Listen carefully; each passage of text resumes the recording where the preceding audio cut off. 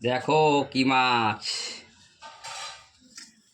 দেখো তো তোমরা এই মাছটা চিনতে পারো নাকি? অনেকদিন পরে পেয়েছি, পাওয়াই যায় না। খাবি দিয়া?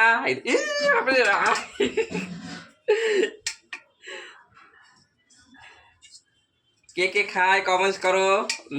লবণ দিয়েছি তো ছটফট করছে, এত মারা সামলাই। দেখো কি মাছ এটা, দেখো